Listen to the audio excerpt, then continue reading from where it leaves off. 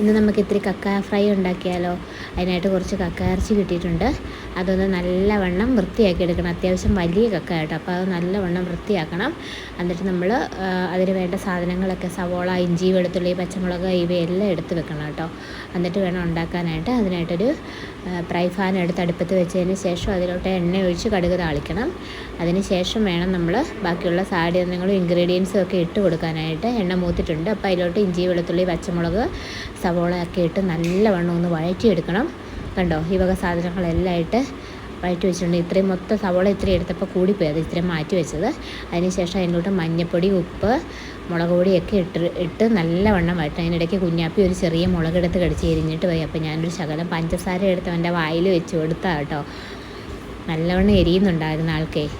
ഇനിയിപ്പോൾ നല്ലവണ്ണം വഴന്ന് വരുമ്പോൾ മുളക് പൊടിയും കൂടി ഇട്ട് നല്ലവണ്ണം വഴന്ന് വരണം. അതിനുശേഷം നമ്മൾ കക്ക കഴുകി വൃത്തിയാക്കി നമ്മൾ വേറൊരു പാത്രത്തിൽ ഉപ്പിട്ട് വേവിച്ച് വെച്ചിട്ടുണ്ടായിരുന്നു.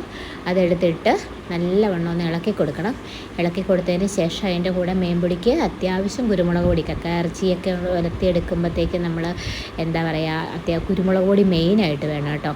അതിന് ശേഷം നല്ലൊരു പാകമായതിന് ശേഷം നമ്മളൊരു പാത്രത്തിലിട്ട് മാറ്റി വെച്ചു. കഴിച്ച് നോക്കണം കേട്ടോ, എന്താ ടേസ്റ്റ് എന്ന് പറയുമോ. നിങ്ങളൊക്കെ വീട്ടിൽ ട്രൈ ചെയ്ത് നോക്കണേ, കക്ക ഇറച്ചി ഫ്രൈ ആക്കി എടുക്കുന്നത് എങ്ങനെയാണെന്ന്.